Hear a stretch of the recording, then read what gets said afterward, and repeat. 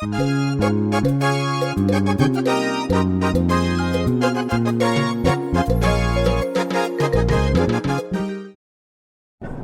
guys, welcome to Youth Convo. I'm Theo, I'm Abby. and today you're going to be joining us on our biblical breakdown. We're going to be focusing on the devil and his relationship, which we've been doing these last few episodes.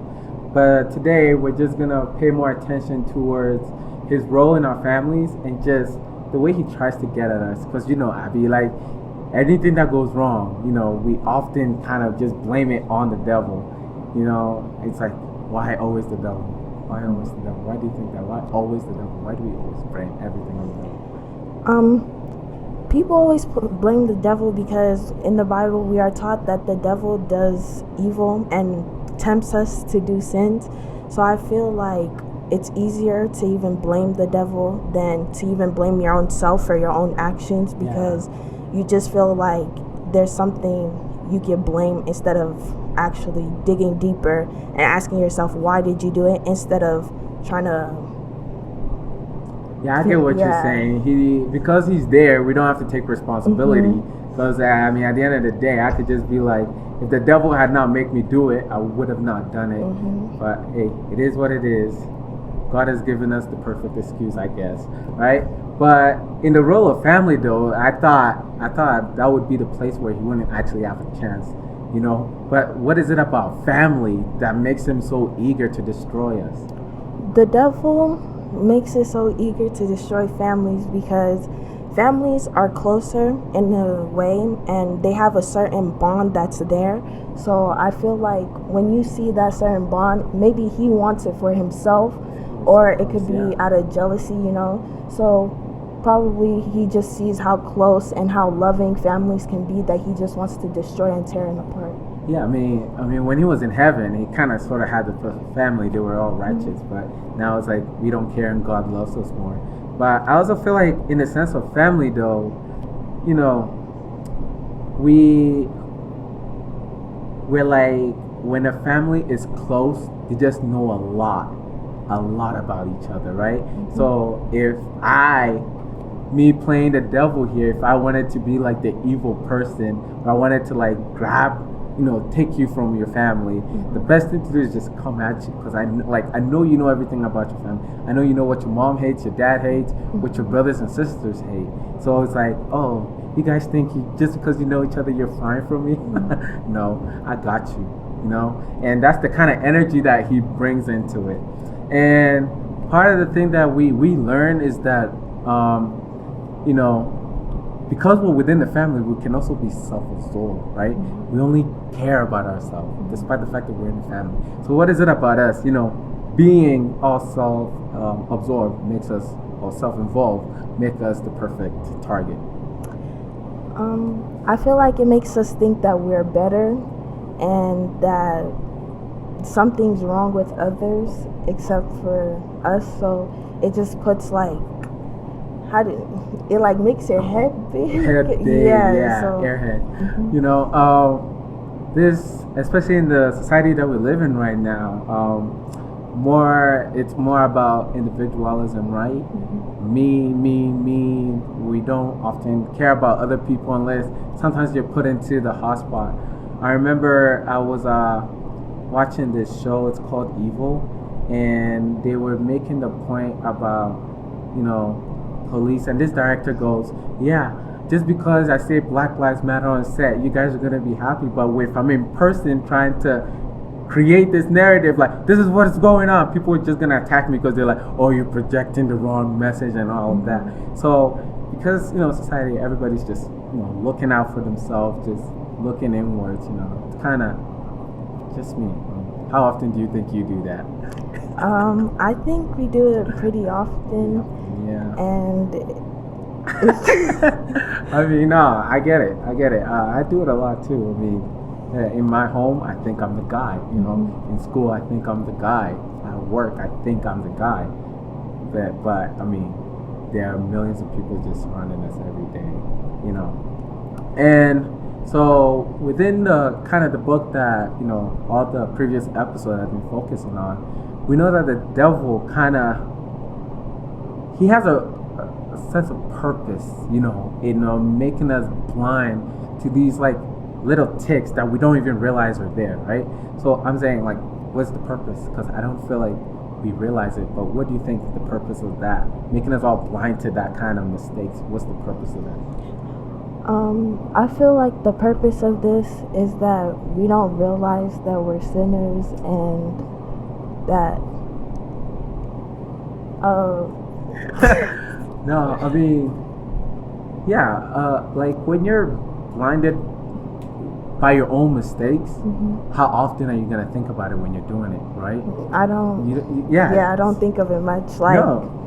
It's just in the moment. I feel like I'm all in my head, and I feel like whatever I'm doing is right at the moment. But I feel like once you take a step back and realize and think about what you've done, that's when you start to realize more things. And yeah, I mean that's very true. I mean, that like if I'm walking and let's say that I'm the kind of person that whenever I walk, I just threw my hands around for no reason, right? And then I don't know, while walking, I accidentally just hit somebody. I still keep doing it, and they're like, yo, why are you doing that? I'm gonna go, bro, I'm just walking. It's just smart to not make us focus on our mistake, because like you said earlier, it gives us a big head, and there's nothing that the devil likes more than a person with a big head. We also learned that just because he's blinding us by this mistake, it also doesn't allow us to pray very well at all. And I mean, it's kind of interesting. How exactly do you pray without praying well at all? Like, how is that possible? I feel like people pray for the image of people, and that how are you going to pray for someone unless you truly know them? Because nowadays it's easy for you to be deceived by other people. So it's like a person might have a mask that you see, but do you really know what's deep down inside their heart, their thoughts, everything they do, like their true intentions? You never know. So I mean, yeah, no, because initially I was like, maybe he's talking when he means like pray without praying well. He was talking about like how we present ourselves, right? Because in the Bible, the two people that went to pray, the one was like, yo, God, I pay my tithe, I do this, I do that. And Jesus Christ lets us know that prayer was not even something that, like, it wasn't what God actually liked. I would say he didn't really listen to that. But the other person who went and said, yo, God, this is all I got. I'm coming to you humbly, so take me as I am and just listen to my prayer. You find that. But I also think the other point that you made about us praying for these kind of individuals that we don't really know, right? Individuals that we don't really know. I mean, today earlier we were discussing, praying for somebody and it doesn't work. Right? When you pray for someone and it doesn't work, well, probably because you're not praying well. You don't have faith in that, right? Because you have this image of the individual that you like. I'm gonna just pray, just let it go. But that's not. I mean, that's the place where the devil wants to keep us. Because I mean, at this stage, it's kind of he's grabbed us, but he doesn't want us to be good Christians. But that's his mission, and. But again, that kind of draws the attention to being holy, right? Because some people will just go to their feet when they're praying. It makes you think you're holy. What is it about the image of holiness that makes it good for the devil? Because when you hear holy, you don't associate it with something for the devil. You're going something for God because it's holy. What is it about being in that position of holy?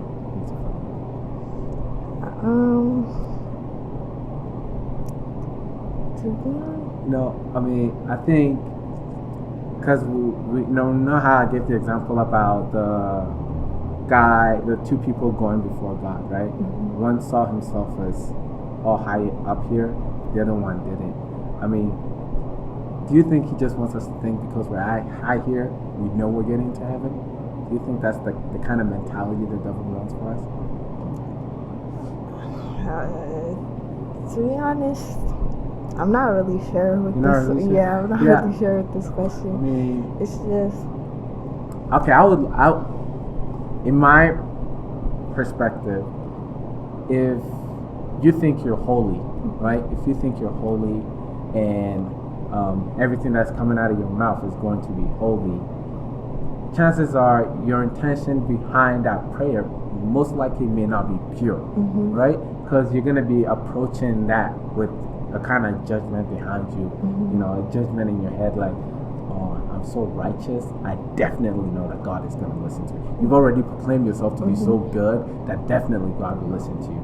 But in most situations, that's just not the case, right? Yeah. So, I mean, he keeps us in that state of holy. It makes him look good, and it makes, you know, that it makes us feel good. Yeah. But meanwhile, the individual that is listening to us, our prayers, he's going, you're not. "You're not. That's not what I taught you." I said, humble yourself. Right? And he also wants you to have faith, not just saying words just to say, but to say it. remember that when you say amen, so shall it be written, so shall it be done. So, right. But I mean, if you're holy, how often do you think you pray for, you know, people, that these fake people that I referenced earlier in that holy position? I'm not gonna lie. Sometimes, like, I'll say yeah, you do that a lot. Like, I know I definitely do it. Like, when I just meet somebody, like when I've had those kind of biblical conversation with them, and I know that, like, this is like just me confessing here, please don't judge me, but like when met, you know, certain individuals that, you know, they're trying to learn that Bible and like, let me pray for you. Sometimes I just kind of feel like, oh my goodness, I've reached this guy. Yeah. I've definitely done it here. I mean, I feel like as people we do that a lot. But then also I feel like sometimes it comes from like feeling sorry for the person, so then you actually want to, but it's not. You're not there yet. You're not there yet, but I mean, the sense of humility, though, I think humans, us people, us Christians, we need to get that back. That, hey, bro, calm down. You're really not all like that. Like, chill. Just because you go to church, don't mean you're all that.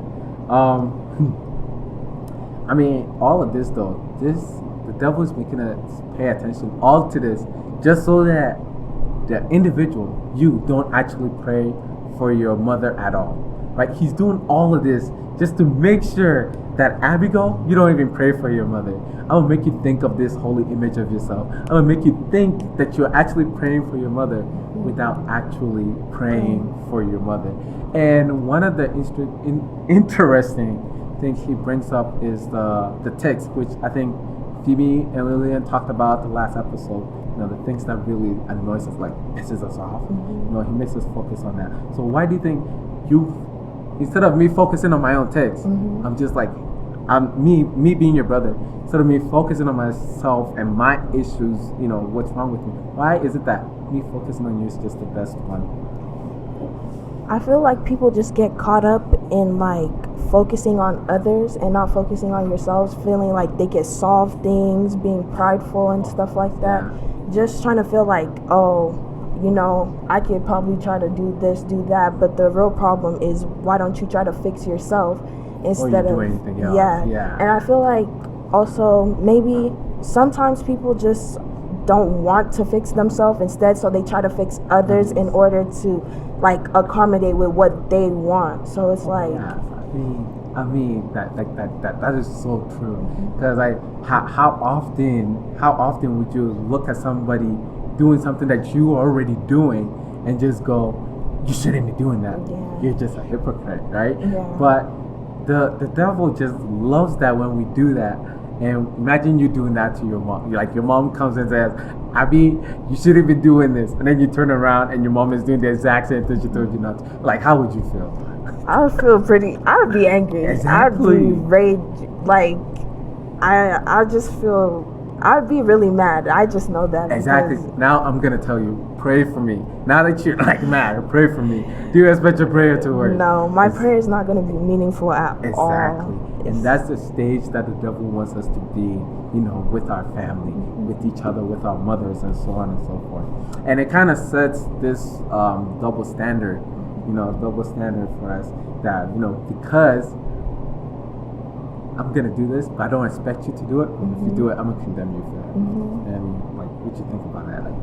It's just like what you're talking about, hypocrisy, and I feel like that's Yeah, no, I mean, you're right.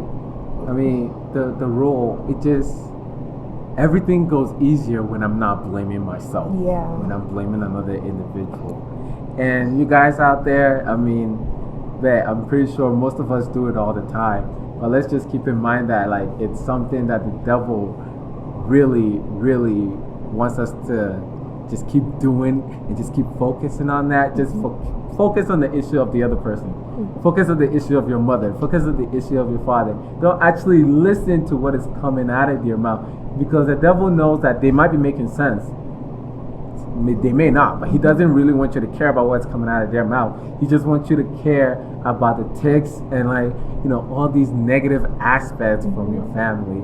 And today, I mean, I've learned. Yeah. I gotta chill a little when I'm talking about other people. I'm pretty sure you gotta chill about that too, and represent ourselves before God.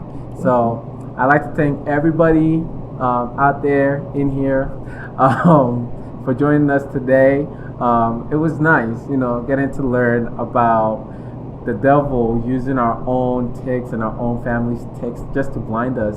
I just think it would be better for all of us moving forward if we grow out of it and learn to listen and not focus on the tics of other people.